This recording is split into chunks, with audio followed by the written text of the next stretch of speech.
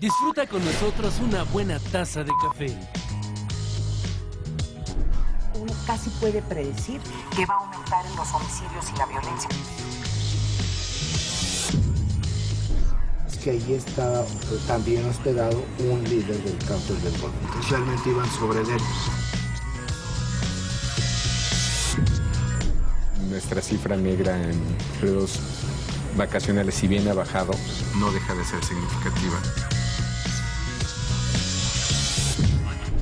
El debate internacional entre Occidente está precisamente basado sobre el tema de la inequidad de ingresos.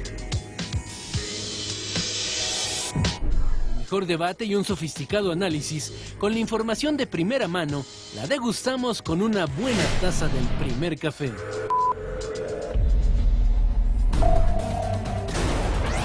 Policías vinculados a la masacre de San Fernando, Tamaulipas, ocurrida en 2010.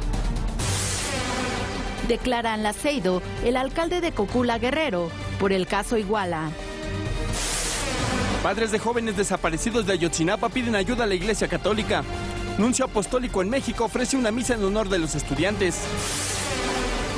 El gobernador de Michoacán, Salvador Jara, pide apoyo del Ejército y la Policía Federal en Tierra Caliente.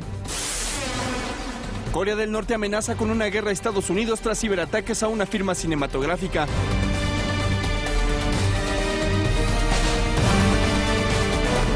¿Qué tal? Muy buenos días, bienvenidos al primer café. ¿Será solamente martes de esta semana? ¿Apenas de posada? es martes o ya es Hola, martes? Oye, ya es martes. ¿Cómo estás, Manuel? ¿Cómo estás, Ana María? Pues bien,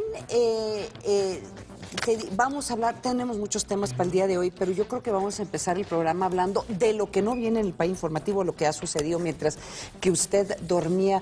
Hubo, no sabemos si un ciberataque, pero algo muy extraño sucedió en Norcorea, en donde ya se está viendo las reacciones por parte de ese gobierno. Se quedaron sin internet 9 horas.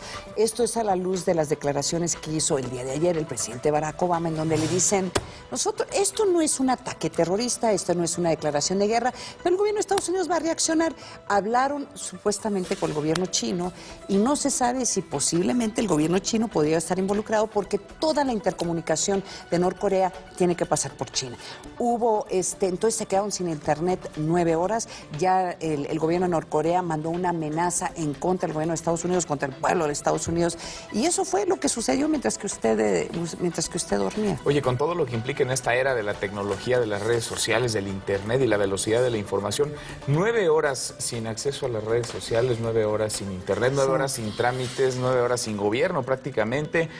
No nos lo explicaríamos, no lo entenderíamos. Ahora, fíjate. De ese tamaño es la batalla. Eso, y Norcorea es un país que no vive o sea, que no tiene una sociedad que esté interconectada. Vamos a hablar de esto más adelante. Eso sucedía. Y también el día de ayer, que tampoco se refleja en el país, porque todavía el país informativo, y me imagino que va a surgir más información. El día de ayer hubo una amenaza de un virus, o más que con un gusano que estaba atacando los bancos en varios países importantes de Europa y también en Estados Unidos. O sea, ya había una amenaza. Entonces, uno dice, estamos aquí en medio de... Los demonios andan sueltos. Pues no sabemos si los demonios o los gobiernos o los hackers andan sueltos. Estos son entre los otros temas que vamos a discutir el día de hoy. Vamos al país informativo, porque es increíble cómo empieza este país informativo con 29%, ¿sí? De la tajada de este país informativo que nos da la empresa Intelite. Veamos, 29% es Aurelio Nuño. Mucha gente en el auditorio dice, bueno, ¿quién es Aurelio Nuño? Pues un personaje muy importante. Él se lleva el 29% de esta tajada. Es el jefe de la oficina de la presidencia, básicamente. Aurelio es un personaje muy poderoso, es un personaje influyente, es un personaje que le habla al oído al presidente de la República, que opera, sin lugar a dudas, no pocos le han otorgado buena parte del mérito de sacar adelante las reformas y del cabildeo con el propio Congreso, pero es extraño ver a un jefe de oficina, un personaje con un perfil discreto, salir a dar un discurso como el que Aurelio Nuño da. Solamente recuerdo a alguno de Juan Camilo Muriño y muy esporádicamente cuando entonces era jefe de la oficina de la presidencia con Felipe Calderón, pero Aurelio Nuño ha estado activo en algunas entrevistas en radio en los últimos días y ahora da este discurso. Y da el discurso, es el último evento oficial que tiene el presidente, que era es la ceremonia luctuosa de José María Morelos. José María Morelos, y fue el único que habló. Creo que ni habló el presidente, no habló el presidente. Entonces, claro, se imaginan todos los grillos políticos están tratando de darle una interpretación de qué significa eso, porque sí, dentro de todo el contexto de la fauna política, el primero que habla, o el que no habla, o el que está en la foto, o el que no está en la foto, tiene una interpretación muy, muy interesante, porque en esa ceremonia también estuvieron los secretarios, estuvo el presidente, pero no, el único que habló fue Aurelio. Más en un gobierno emanado del PRI, no sé si coincidirás, pero ahí sí las formas son fondo, importan, cuentan. Y Aurelio Nuño tiene, es un joven, tiene méritos académicos, políticos, pero sí llama la atención que sea él quien da este discurso. Qué mejor espaldarazo que este. Pero yo no sé ni cómo interpretarlo. ¿Qué significa? ¿Que lo van a mandar al secretario? ¿Que ahora él es el que manda? ¿Él está arriba? O sea, no, es que imagínate, ¿te imaginas en las secretarías los asesores del secretario de Gobernación y el secretario de Finanzas haciendo así? Rascando, buscando, tratando de encontrar. Aunque lo que no queda lugar a dudas es la cercanía con el presidente. ¿Para dónde vaya? Yo creo que nadie tenía dudas de eso, ¿verdad? O a lo mejor porque había habido cuestionamientos. No lo sé si en el círculo cercano a lo mejor. Pues a lo mejor. Oye, vámonos. Le sigue en el PAI Informativo, las notas del PAI Informativo, con un 25%, pues estas declaraciones que dio el secretario de Comunicaciones y Transportes, en donde fue a hablar ante los legisladores que le preguntaron, pues, ¿qué pasó con este contrato?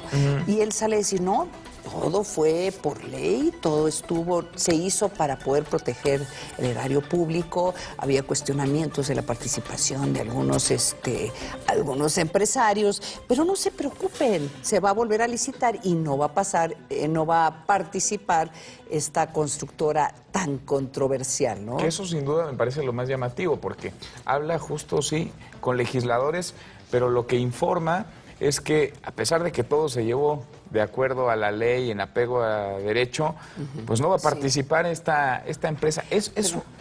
Se les ha enredado como queso Oaxaca el tren de México, creo. Pero ¿cómo podía estar apegado a derecho si tuvieron que cancelarlo? Entonces, es que esa es la parte que no... Una cosa no macha con la otra, ¿no? A ver, Manuel, apuesta, ¿se va a Esparza o se queda? Yo creo que Gerardo Ruiz Esparza puede ser diputado federal el próximo año. Es que eso es lo que te estoy diciendo, que muchos se van, no sabemos si se van porque de veras los están mandando a que vayan y hagan un buen trabajo como legisladores o como gobernadores o como las candidaturas, ¿no? O porque es la forma más fácil de sacarlos. Ahora, ¿no? de acuerdo a los estatutos y de acuerdo a la convocatoria del PRI, para postularse a un cargo, a una diputación federal el próximo año, quienes integren el gobierno federal tendrían que estar renunciando a más tardar el último día de mes. O sea, se tienen que ir. Entonces, a lo mejor es las últimas declaraciones que vamos a ver del secretario Esparza. Yo creo que sí se va. Hay muchos rumores de que tiene que irse. Entonces, lo más fácil es matarlo. No matarlo políticamente, es mandarlo a una diputación. Que puede venir en un acompañamiento de reacomodos al interior del gabinete, de reacomodos también en materia discursiva, de mensaje y de fortalecer la institución y de fortalecer al gobierno federal, porque todavía nos faltan 4 años. A mí me preguntaban unos corresponsales extranjeros sobre eso y le dije, el problema es que por alguna razón en México los presidentes sienten que si tienen que despedir o renunciar a uno de sus secretarios es como que reconocer que cometieron un error. Que no está mal, o sea, los gobiernos se equivocan, los presidentes se equivocan o cambias de rumbo y la mejor forma de cambiar de rumbo es pues cambiando tu gabinete. Yo hace años, y lo comento esto mucho al aire, entrevisté al que era entonces secretario general de la OEA, César Gaviria, que fue presidente de Colombia. Y él me decía, porque no entendía por qué Fox no quería cambiar a su gabinete, porque te acuerdas que dijo El Fox, gabinetazo. o sea, el gabinete se queda para siempre, yo no voy a, en vez de 6 años. Entonces César Gaviria me dice, no entiendo a tus presidentes, porque los ministros, porque allá es ministros, o los secretarios son fusibles, que los prendes y los apagas en tus necesidades políticas, y es una forma de mandar mensajes a la clase política y a la población. Ese es el papel de los secretarios. Y si un presidente los trata en una forma diferente, pues es casi rehén de sus secretarios. Es un poco... Y hay plazos, o tendría que haber plazos de cumplimiento para cada uno, porque no imagino a un secretario que pueda operar una reforma, digamos, previo a tras bambalinas y después ponerla en marcha y además después evaluarla y después ver resultados y después recomponer. Es decir, en todo este proceso debe haber diferentes actores y eso no es síntoma o no tendría que serlo de debilidad de la institución presidencial, más bien de estrategia del propio gobierno federal. Pues debería, pero esto parece que lo están asumiendo que es un reconocimiento de que se equivocaron. Entonces yo no sé, Ruiz Esparza, secretario, pues vamos a ver qué le depara su futuro y ya político. que andas con que se va, se queda, se va, se queda, otro tema espinoso, delicado en la Ciudad de México. Oye, con 19% del país informativo. Es que son temas que uno no se imagina que estaríamos platicando en esta semana de Navidad, ¿no? Bueno, el delegado Valencia Mancera, ¿cómo ahí está con un 19%? ¿Cómo se le ha calentado el escándalo, no?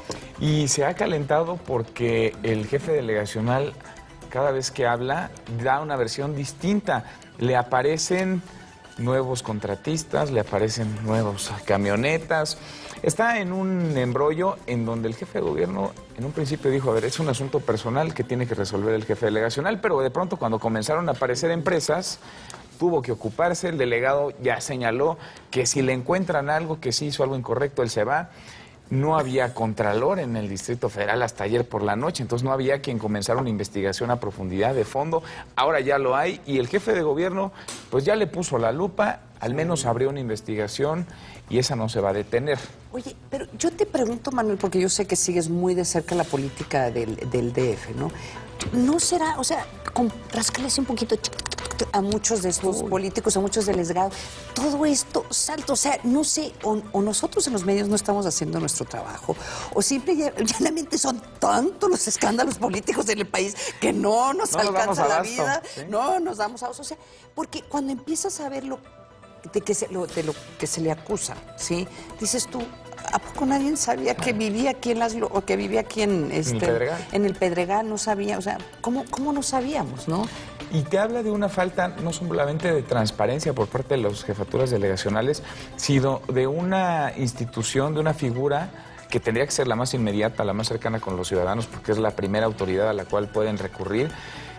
Una figura que se ha desdibujado. Hoy no quedan en claro las responsabilidades. Hoy ser jefe delegacional es, en el mejor de los casos, administrar problemas y, por supuesto, tener una gran cantidad de presupuesto público, tener una tajada de muchos millones para operar políticamente, para aceitar maquinarias electorales y para cerrar jugosos contratos, negocios con muchos proveedores y con muchos contratistas. ¿Cómo va a afectar esto a las elecciones en 2015? O sea, ¿qué va a pasar en Iztapalapa a la luz de este escándalo? Sí puede haber un cambio importante. Que Iztapalapa además es la gran apuesta de Andrés Manuel López Obrador para el próximo año con Clara Brugada. En Iztapalapa Jesús Valencia llegó porque era el consentido, uno de los consentidos del entonces jefe de gobierno Marcelo Ebrard, que lo apoyó insistentemente.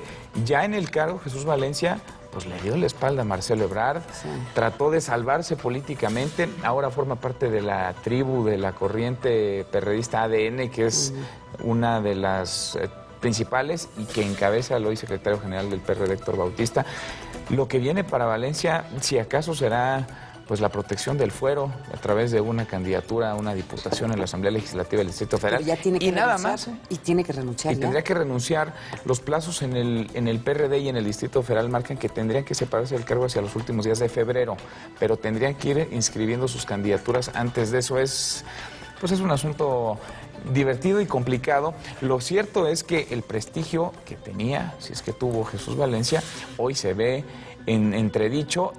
Y la investigación, como suele ocurrir, pues está en el terreno de lo jurídico, sí, pero también de lo político. Y ahí su partido tendría que mostrarse contundente para exigir hacia afuera otras cosas. Ay, o no seas tan inocente, Manuel. tendría que, de ahí a que lo... Pero ¿quién va a meter las manos al fuego por Jesús Valencia? No lo sé. No creo que muchos. Está difícil, ¿verdad? Bueno, eso es, y sigue, y todavía sigue el país informativo, amigos. El caso de este banco de ahorro FICREA, ya lo comentamos el día de ayer aquí en esta mesa, pues ya salió la Comisión Nacional Bancaria y Valores a decir, con un 18% en el país informativo, ya salió a decir que sí le van a pagar a los ahorradores dentro de lo que marca la ley, que es un seguro que se tiene que se tiene para los ahorradores, pero es hasta 131,000 sí, aunque pesos. Por ahí escuchaba que quienes tengan hasta 1 millón de pesos podrán recibir el apoyo, porque se había cuestionado mucho que las instituciones, y justo lo platicábamos ayer, pues ¿dónde estaban, no? Porque una cosa es que se hagan triquiñuelas, que además no eran nuevas, esta era la punta del iceberg únicamente de cuestiones que tenían muchos meses, años ocurriendo, pero ¿quién se preocupa, quién cubre, quién protege a los ahorradores? Sí, claro. Se habla que podría ser digamos que quienes tengan hasta 1 millón de pesos podrían recuperar sus ahorros, pero hasta ahí, lo cual no alcanza a más del 50% Mira, pero yo de no los sé, Manuel, bajo qué esquema lo van a hacer. Porque lo van a hacer porque los ahorradores fueron y protestaron, cerraron oficinas, hicieron lo que tenemos que hacer aquí en México cuando hay estas irregularidades o funcionarios públicos no cumplen con sus funciones o eres víctima de alguno de estos bárbaros, por lo único que tienes que hacer es protestar. Ellos protestaron, se volvió un tema de medios por su capacidad de poder hacer ruido y de buscar entrevistas. Y entonces, si les dan 1 millón, fue exactamente por eso, pero la ley no los cubre, no los cubre. No, Entonces, la ley habla de 130,000 pesos. Sí, entonces esto también es un ejemplo, crea los incentivos para la gente que es víctima de cualquier cosa, pues hay que ir a cerrar calles, hay que ir a hacer ruido, hay que hacer ruido. ¿Por qué? Porque si no, no te hacen caso. Por lo menos también ya les van a pagar. Están prometiendo, la Comisión Nacional Bancaria dice, y Valores, que le van a pagar en 10 días. Ahora, esto es una parte nada más, el dinero de los ahorradores. La otra, para ser autoridad, pues tiene que ejercerse la ley y tiene que haber castigos y sanciones contra los responsables, porque detrás de esta megafraude turbio, extraño, hay personajes, hay instituciones responsables y hay funcionarios públicos que o no hicieron su trabajo o se hicieron de la vista gorda y voltearon para otro lado. Tiene que haber castigos y sanciones ejemplares para los responsables, por supuesto, y también fiscalizar y revisar a las autoridades que no estuvieron a la altura y que no le dieron seguimiento. Oye, Manuel, vamos al último tema en el país informativo, con 9%. Está y vinculan los normalistas, la tragedia de los normalistas de Ayotzinapa con la tragedia de los migrantes en San Fernando, en Tamaulipas. Si usted recordará, en el 2010, 72 migrantes, la mayoría centroamericanos, fueron masacrados por lo que se dice, información que se hace público. Ayer en parte se filtra, pero se hace público por parte de la PGR, en donde, adivinador, la policía municipal estaba involucrado con los Zetas. Sí hubo muchos arrestos en ese momento, sí ha habido una investigación, pero lo terrible de la tragedia de San Fernando, Manuel, es que 6 meses después matan a casi 200 migrantes en el mismo lugar. Entonces, yo no sé por qué la Comisión Nacional de Derechos Humanos, estos grupos de derechos humanos a nivel internacional, nunca han señalado eso. Porque uno entiende, 72 en ese momento, tal vez las autoridades no tenían la información que deberían de haber tenido de qué es lo que está sucediendo en esa área, cuando ya se sabía que si tú cruzabas en un camión de servicio público por esa área, las posibilidades de que te detuvieran y que te secuestraran era altísimo. Eso ya era información pública. Bueno, matan a 72. 6 meses después, matan a casi 200. Entonces, ahí sí hay el tipo de negligencia por parte del gobierno federal que yo te comentaba el día de ayer. Hay ciertos hay ciertos actos y ciertas responsabilidades que tiene que tener el gobierno federal de no permitir que vuelvan a suceder estas cosas. Y ahí está el caso de San Fernando. Sí, porque a la luz salta que el gobierno municipal y el estatal están más que rebasados. Y la federación no puede estarlo. Las policías municipales, por eso en el PA informativo lo vinculan, porque vinculan el tema a los normalistas de Ayotzinapa y los migrantes de San Fernando. Entonces dicen, la policía municipal es el brazo armado de estos grupos del crimen organizado. Ayer lo platicábamos, cuando hablábamos de profesionalización, cuando hablábamos de control y confianza para los cuerpos policíacos, tendríamos que comenzar con las policías municipales y no olvidar que ahí está el tema también, la discusión de los mandos únicos de las policías estatales, porque no hay control en las policías municipales de los cuerpos de seguridad, de los propios elementos, porque tampoco hay control en los propios municipios de los presidentes municipales. Es decir, los alcaldes en buena medida también están coludidos con el crimen organizado por una u otra razón, o por miedo, por temor, o por complicidad y beneficio político y económico. ¿Cuántas veces no hemos visto casos de alcaldes que son financiados por el crimen organizado y que llegan atados de manos? Lo que tendríamos que estar viendo en el panorama, por supuesto, es no olvidar esto que está sucediendo para poner la lupa en el próximo proceso electoral del próximo año. Sí. Porque hay elección en 9 estados de gobernador, pero también de presidencias municipales. Y ahí está la clave. Y si no se profesionalizan los cuerpos, hoy es Ayotzinapa, ayer fue San Fernando y mañana será otro municipio. Sí, pero aquí hay algo más grave.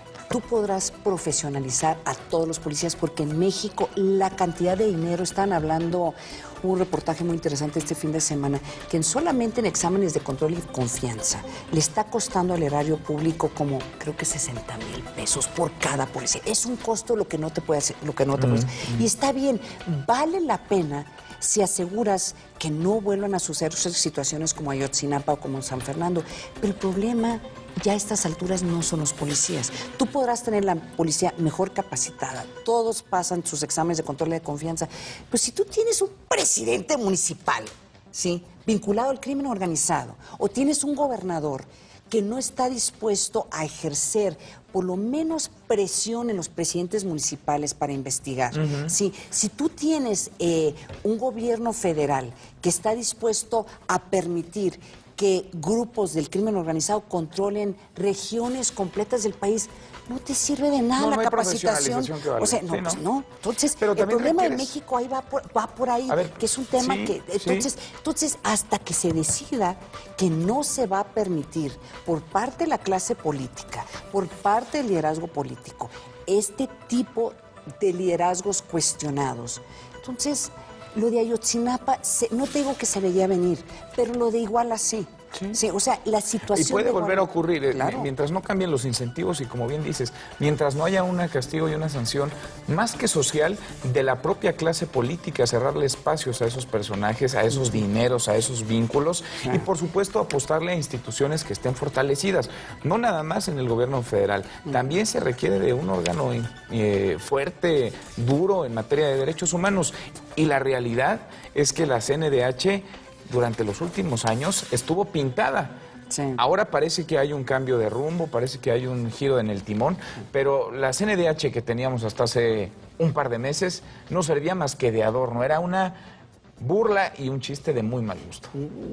Y con eso concluimos el PA informativo. Vámonos a las portadas y quiero hablar sobre una nota que no viene en el PA informativo y me sorprende que tiene que ver con el Papa Francisco. Sí viene en la portada del Universal, en donde pues, subraya cómo arremete Francisco contra la curia. Arremete me parece una palabra muy bonita. Los regañó, les puso una santa, literalmente una santa regañada, acusándolos de tener hasta Alzheimer espiritual. Fíjate, estaba viendo algunos analistas de los comentarios que le hizo el Papa a la curia y le dice... son probablemente de los comentarios más agresivos que han escuchado de un papa, por lo menos públicamente, ¿no? Y que los chismes transforman a las personas en sembradoras de cizaña como Satanás. Cuidémonos del terrorismo de los chismes. O sea, es básicamente... Se fue a la yugular de Sí, los, claro. dicen por ahí, agárrense que ahí vienen los nuestros, ¿no? Sí.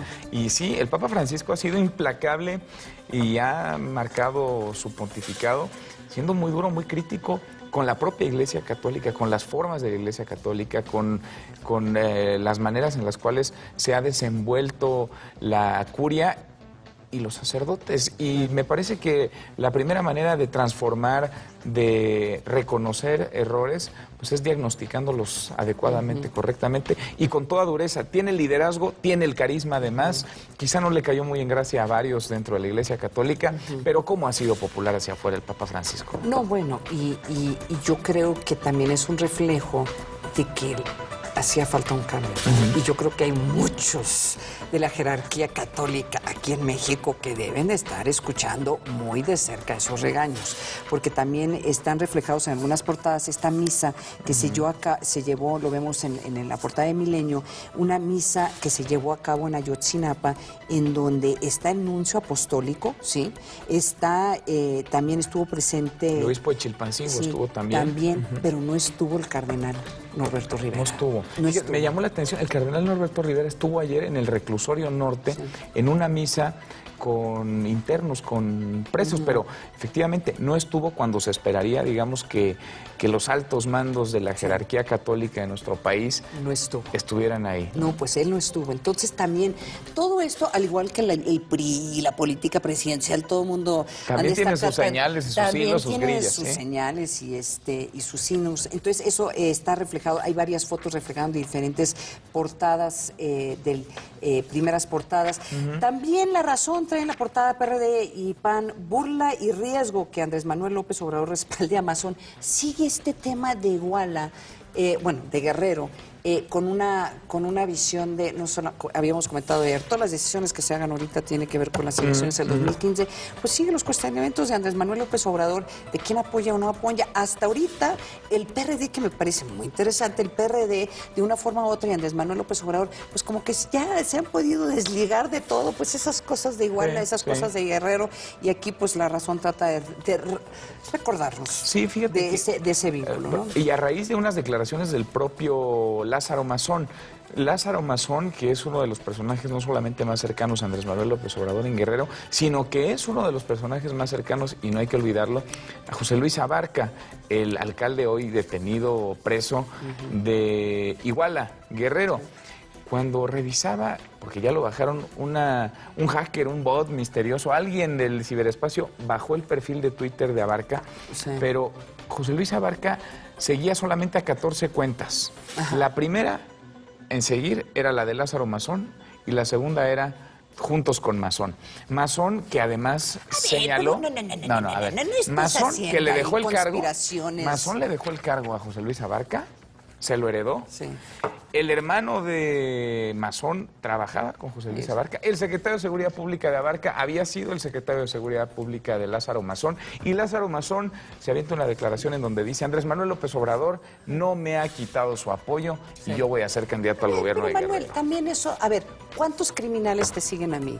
Saludo a todos los criminales que me siguen a mí por Twitter, y los que están siguiendo a Manuel, mándenle un mensajito en este momento. Que se manifiesten. A ver, si tú sigues solamente a 14 cuentas y la primera es la de Mazón y la segunda es la de la campaña de Mazón. Sí, pero yo ya ves, estoy teniendo mucho más cuidado, porque ya ves que ¿en cuántos eventos vas tú y te tomas fotos? No, con, bueno, pues, sí. O sea, y es lo mismo. No, claro. y todo el mundo tiene fotografías con todo el mundo, pero aquí el asunto... Sí, ¿tú con quién tienes? Yo tengo contigo, por ejemplo. Lázaro Mazón es un personaje cercanísimo a Andrés Manuel López Obrador. No, tienes razón. O sea, y este tema de cómo Andrés Manuel y el PRD han podido crear como una muralla china muy interesante para que no les caiga, no se les contagie la roña de pues lo que representa estos políticos. Vámonos al Financiero, la portada del Financiero. O sea, yo de veras como quiero a mis amigos del Financiero, porque pues nos ponen a la luz así como, vamos, sí, es Navidad, ya estamos a punto de celebrar de comer pavo, pero que no se les olvide que temen contagio financiero por la caída del crudo. Sí. El día de ayer los analistas están muy preocupados, peligran proyectos de shale gas fondeados con bonos de deuda, hay altos riesgos. El día de ayer cayó aún más el barril de petróleo mexicano, bueno, el petróleo alrededor del mundo, a pesar de que las bolsas en Estados Unidos tuvieron una jornada extraordinaria. Entonces, Estados Unidos le está yendo bien y lo que le sigue, y el resto y las economías alrededor del mundo, pues, híjole, es que no se ve bien, y a pesar de que haya justificaciones y discursos oficiales en donde nos dicen que la caída en el precio del petróleo no impacta directamente, que no es un síntoma, que no es un símbolo, cuando uno observa que en 6 meses el precio del barril de petróleo perdió el 53% del valor, de estar en más de $100 a caer a 48, 20, sí, hombre, no. Se ve feo, se ve mal, sí. Y por supuesto no son buenas noticias. Nos vamos a un corte. Tenemos mucho más análisis, pero no se vayan.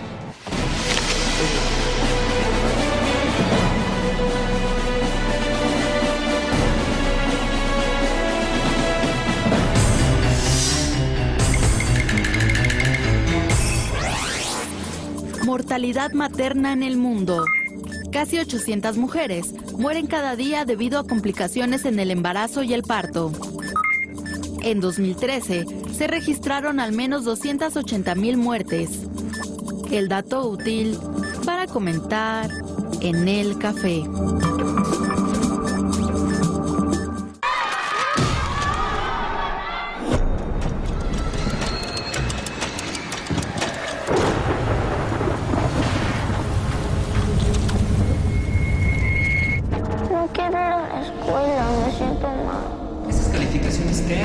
Date cuenta, el acoso escolar se nota en tus hijos. Obsérvalos, escúchalos, platica con ellos. La respuesta está en ti, no te quedes callado. Yo no le entro. Secretaría de Educación Pública. Gobierno de la República. En el PRI del Distrito Federal te necesitamos.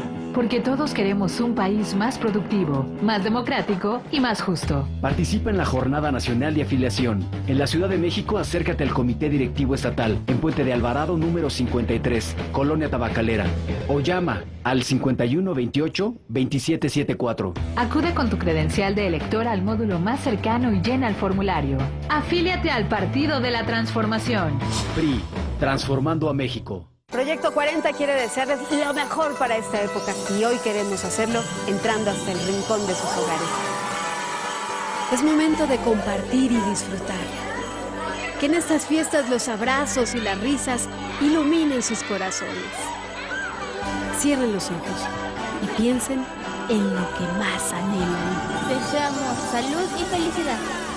En esta época, Proyecto 40 te invita a expresar tus mejores deseos. Díselo como quieras, pero díselo. Y aquí un mensaje para don Pancho González de su esposa. Programa Diputada Amiga, Diputado Amigo. Si tu familiar regresa este fin de año, dile del programa Diputada Amiga, Diputado Amigo. Ayúdalo a que regrese con bien. 01800-849-9676. Llega mañana. Cámara de Diputados, 62ª Legislatura.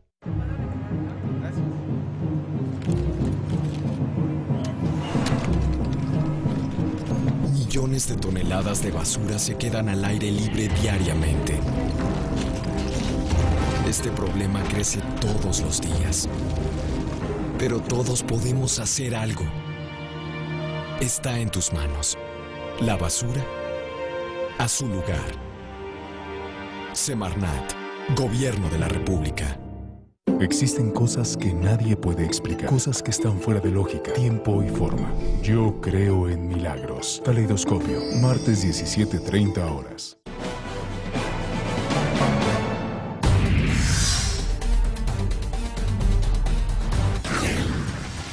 Fue aclarado el paradero del presidente municipal de Cocula, Guerrero, después de que fuera denunciada su desaparición. Desde el pasado viernes, el munícipe César Miguel Peñalosa Santana se encuentra en las instalaciones de la Subprocuraduría Especializada en Investigación de Delincuencia Organizada. La Procuraduría General de la República informó que el funcionario se encuentra en la Aceido para ampliar la declaración que rindió entre el 13 y el 15 de octubre. Esto por los hechos ocurridos en el municipio de Iguala la noche del pasado 26 de septiembre, donde desaparecieron 43 jóvenes de Ayotzinapa. La primera vez que declaró ante el Ministerio Público, el edil de Cocula fue presentado junto con otros 25 policías de este municipio. Se espera que en las próximas horas se defina su situación jurídica. Sin embargo, este no es el primer edil de Guerrero que ha declarado ante las autoridades. El exalcalde de Iguala, José Luis Abarca, es investigado por los delitos de delincuencia organizada, secuestro y homicidio calificado. Actualmente, se encuentra preso en el penal del Altiplano en el Estado de México. Además, en días pasados, el Consejo Ciudadano para la Seguridad Pública y la Justicia Penal denunció que al menos 25 presidentes municipales de Guerrero están coludidos con el crimen organizado. Pero mientras las autoridades investigan los hechos ocurridos en el estado en septiembre pasado, familiares de los jóvenes desaparecidos de Ayotzinapa pidieron apoyo a la Iglesia Católica. Para precisamente compartir su dolor, pero también para alentar en nuestros corazones todos una grande esperanza. Es por eso que hemos venido. En la Escuela Normal Raúl Isidro Burgos, el nuncio apostólico en México, Christophe Pierre, ofició una misa en honor a los estudiantes. Padres de los jóvenes desaparecidos le entregaron unas cartas dirigidas al Papa Francisco en las que le piden su intervención ante el Estado mexicano para que sus hijos regresen con vida.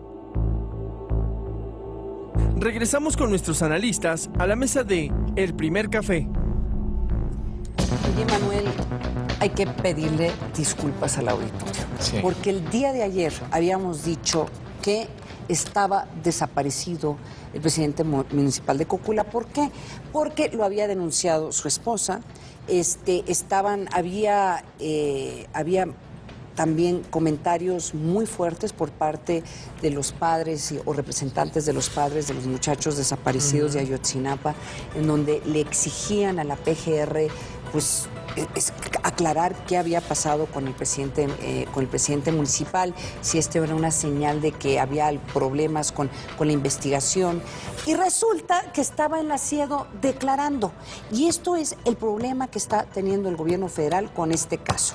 Que cuando hay información o hay estos espacios, estos hoyos de información, alguien los va a llenar. Y en este caso, la señora seguramente cuando no regresó a su esposo, claro que fue a declarar que estaba desaparecido. Pues eso es lo que tienes que hacer cuando tienes un familiar desaparecido. Y más en este contexto, ¿no? Entonces, estaba haciendo, ¿por qué no pudo salir la Procuraduría inmediatamente a decir, aquí lo tenemos, está declarando?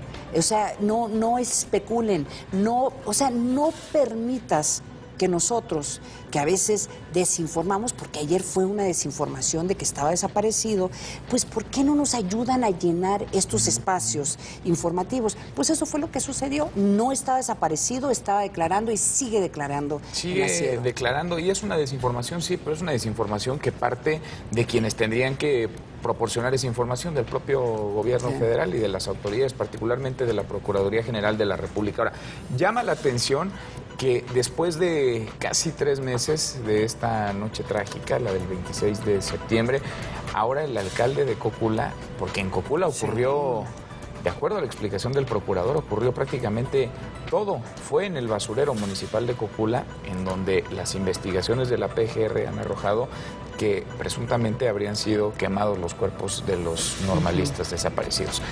Pero llama la atención que sea hasta 2 meses y medio después, cuando no solamente es llamado a declarar, sino que es detenido para que continúe con esta declaración, porque no está formalmente detenido ni arraigado, está declarando durante varios días, pero declarando un alcalde que es de extracción priista, porque hasta ahora el gobernador era del PRD, el presidente municipal de Iguala era perredista.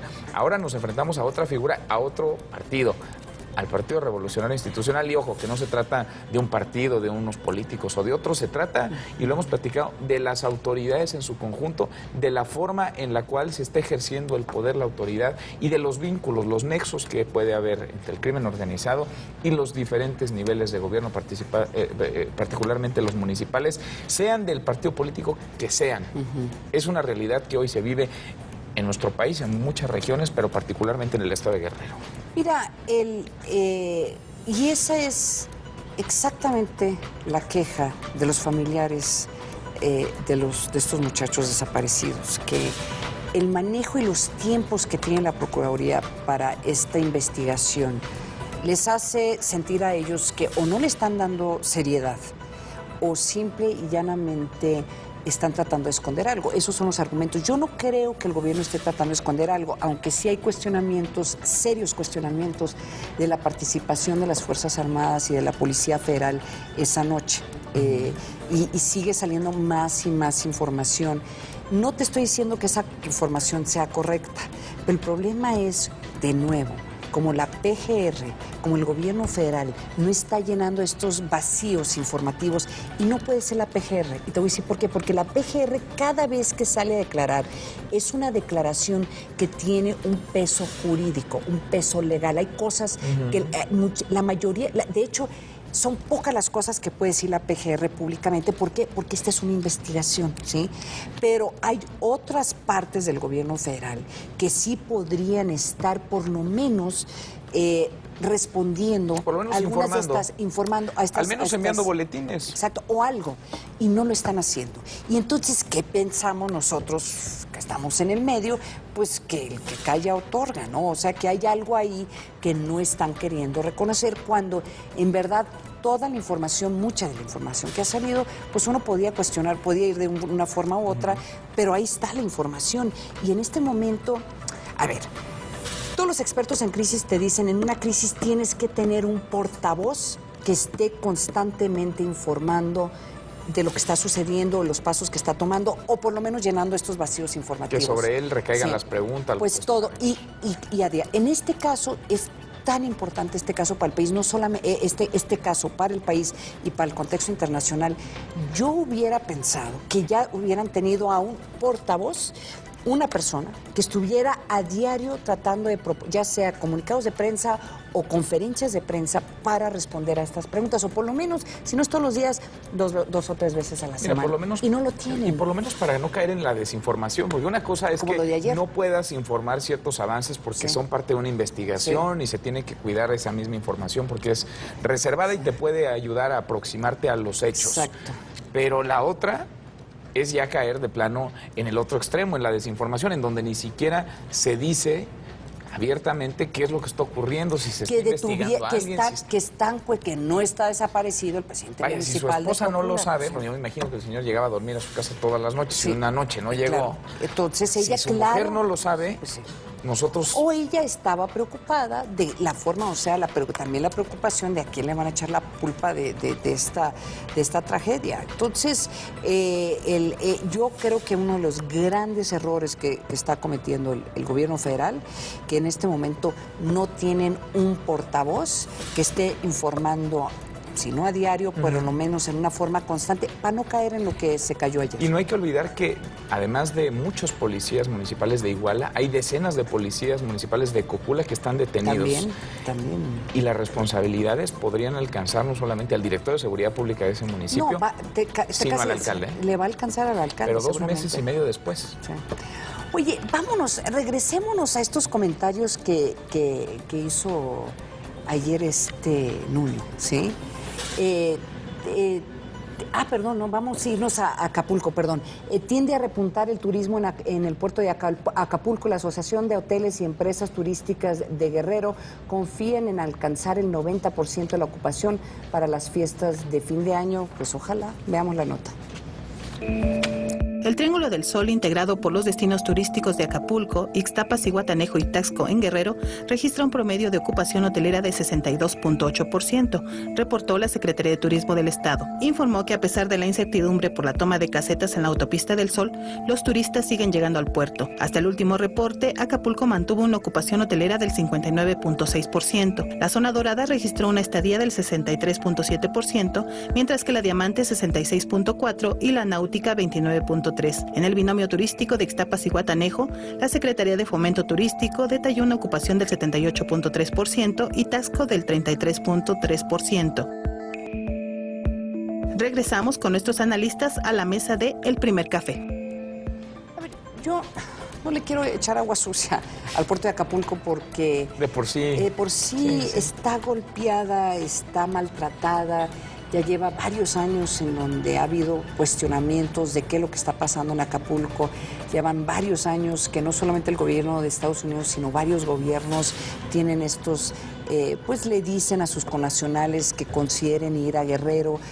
Si van a ir a Acapulco, solamente manténganse. Fíjate, si van a ir a pasar sus vacaciones con su familia, asegúrense estar nomás en esos 2 kilómetros de lo que es el puerto y no se vayan a salir de ahí y por favor no agarren carretera. Entonces, a mí se me hace hasta alto los números, fíjate, considerando todo lo que está pasando. Y considerando además las movilizaciones, el riesgo que implica llegar al puerto de Acapulco. Vaya que la han tenido complicada, además de desastres naturales, las movilizaciones que han sido no solamente una constante, y las movilizaciones en sí, vaya, uno puede simpatizar con ellas, puede apoyar, respaldar esa causa. El asunto es la forma en la cual se han desenvuelto. Hemos visto saqueos, hemos visto agresiones. Apenas la semana pasada en alguna de estas movilizaciones retuvieron al propio alcalde de Acapulco, a Luis Walton. Vaya, la ausencia de autoridad se manifiesta en todos los órdenes y en todas las esferas. A ver, esa imagen... Y un periodo vacacional no puede cambiar eso de la noche a la mañana. Esas imágenes donde agarran el van, el blindado del presidente municipal de Acapulco, lo detienen, literalmente lo secuestran, ¿sí? Le pintarrajean el auto, sale casi, o sea, tuvo que negociar para que pudiera él salir ileso, y las posibilidades de que le hicieran algo eran altísimos. Esas son las imágenes que uno se lleva del y es muy triste porque hay miles de familias que viven del turismo, no solamente de manera directa, sino también indirecta. Es una gran fuente generadora de empleo, de riqueza. Oye, a ver, ahora sí vámonos a Estados Unidos, donde considera el presidente de Estados Unidos, Barack Obama, que este ciberataque de Corea del Norte fue un acto de vandalismo y pide una indemnización.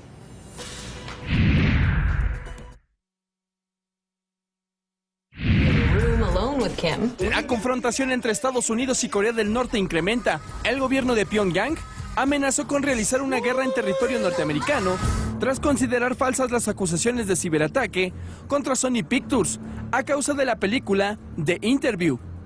La Agencia Central de Noticias coreana dio a conocer que la Comisión Nacional de Defensa aseveró que el ejército y el pueblo norcoreano están listos para una confrontación con la Unión Americana. Incluso acusó al gobierno de Estados Unidos de estar implicado en la realización del filme, que hace alusión al líder norcoreano Kim Jong-un.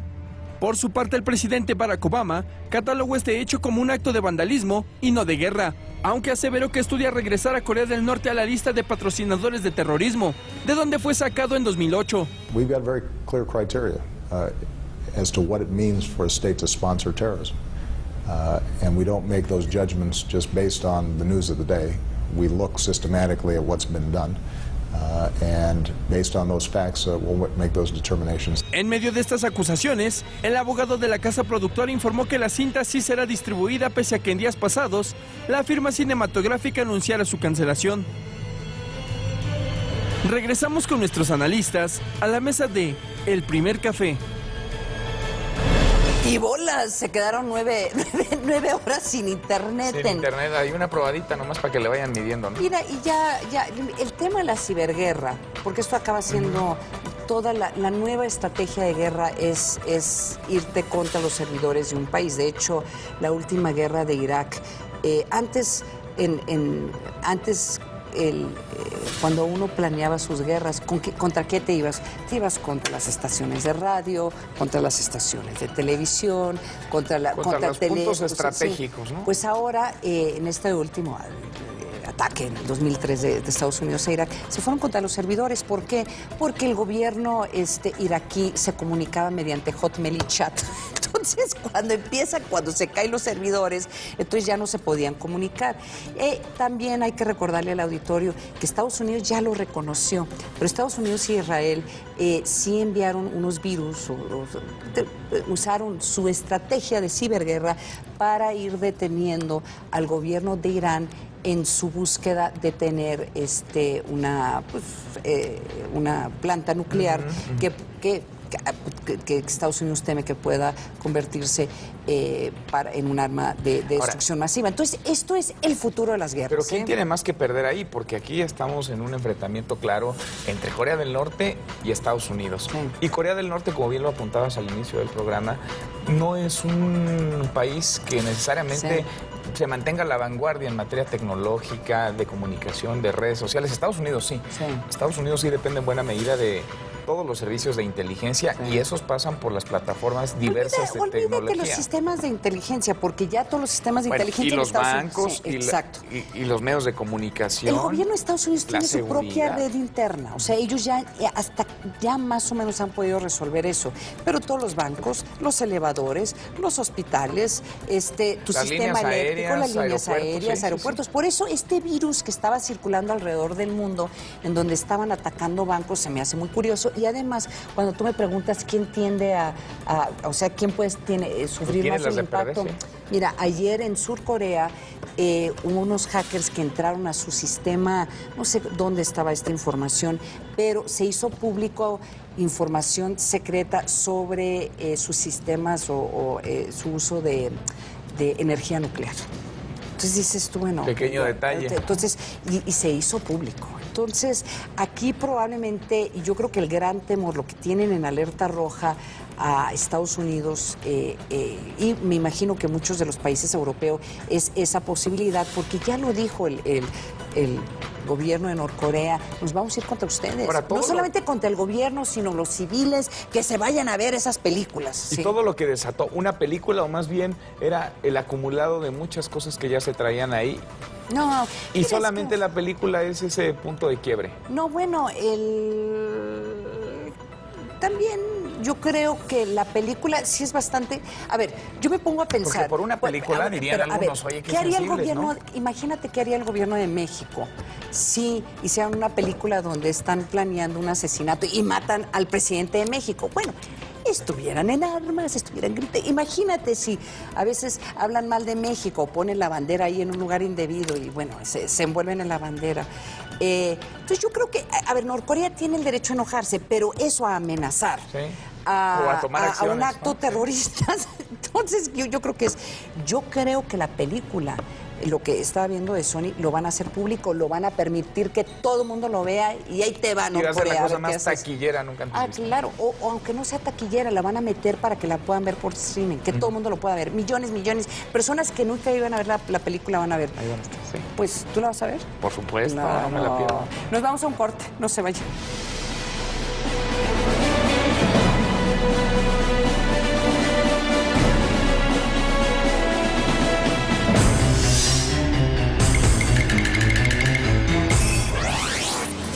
Mortalidad materna en el mundo.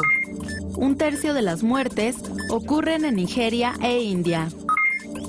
El lugar más peligroso para que una mujer dé a luz es África. El dato útil para comentar en el café.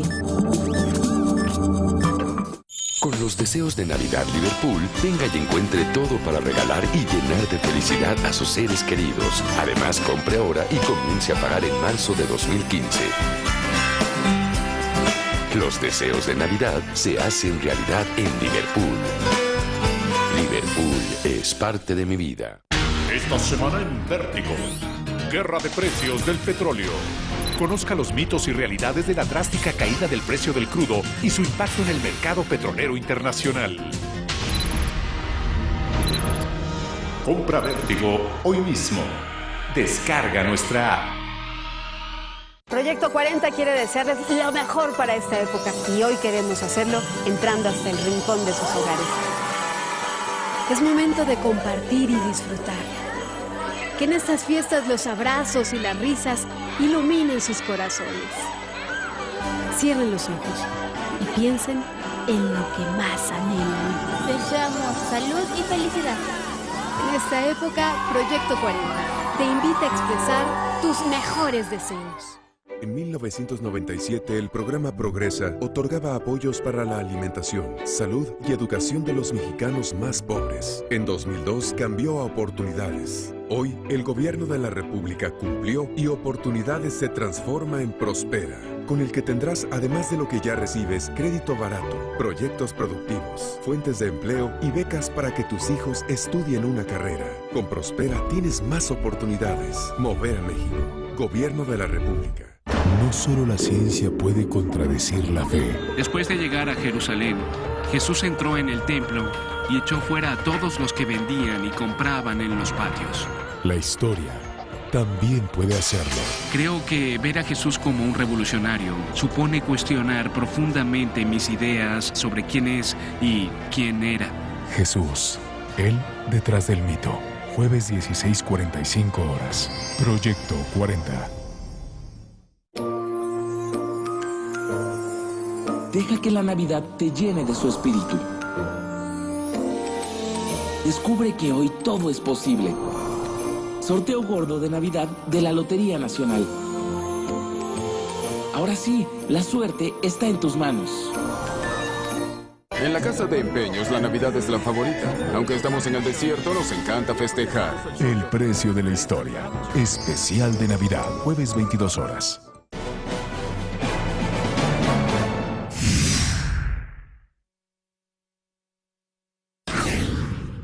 El secretario de Comunicaciones y Transportes, Gerardo Ruiz Esparza, se reunió con los diputados que integran la comisión especial que revisa el proceso de licitación del tren México-Querétaro. Ante los legisladores, el funcionario aseguró que la cancelación de la firma fue para proteger el interés patrimonial del Estado. De suscribirse el contrato correspondiente a la licitación, se asumirían obligaciones legales que, de no cumplirse por causas ajenas al contratista, generarían costos adicionales de magnitud muy superior al pago de los gastos no recuperables previstos en la ley y que generarían un daño patrimonial, en ese caso sí, muy importante al Estado. Ruiz Esparza afirmó que la dependencia a su cargo ha actuado con responsabilidad y transparencia en la utilización de los recursos públicos. En relación con ciertos rumores difundidos recientemente, quiero dejar testimonio claro y categórico a esta comisión de que no se ha pagado al consorcio ninguna compensación o cantidad alguna por cualquier concepto. La Secretaría de Comunicaciones y Transportes ha actuado y seguirá actuando con legalidad, transparencia y honestidad. Esparza anunció que se publicará la nueva licitación a principios de enero, en donde aseguró no participará la empresa IGA. Regresamos con nuestros analistas a la mesa de El Primer Café. Mira, ese es otro caso en donde hubo un espacio informativo y el gobierno no tuvo la capacidad de reaccionar. ¿Te acuerdas que salió información de que ya se le había pagado a este consorcio millones? Una millonada por la cancelación de esta licitación.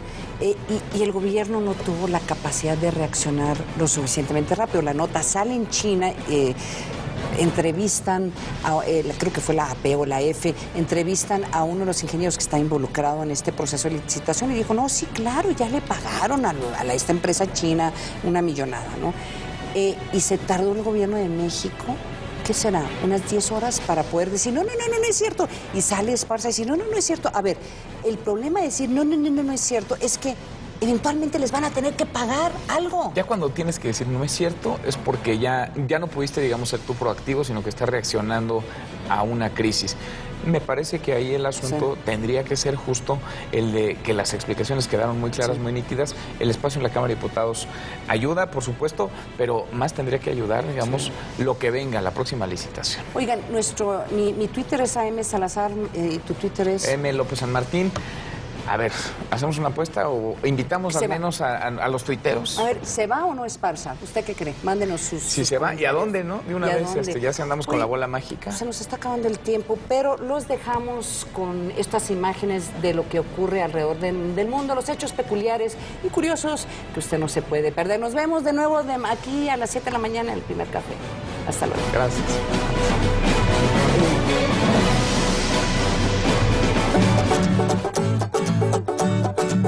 Ya nos vamos, pero esto no se lo puede perder. Las camas elásticas dejaron de ser un juego de niños. Y si no, vea esto. En Roma, Italia, 2 gimnastas acrobáticos llevaron esta práctica más allá al saltar entre trampolines gigantes. Los audaces trucos combinan movimientos poco convencionales, como el simular correr o imitar el movimiento de un pez. Saltos que sin duda necesitan de mucha disciplina y concentración. Así nos despedimos, pero recuerde que si se trata de algo raro, loco, divertido, seguro es algo que no se puede perder.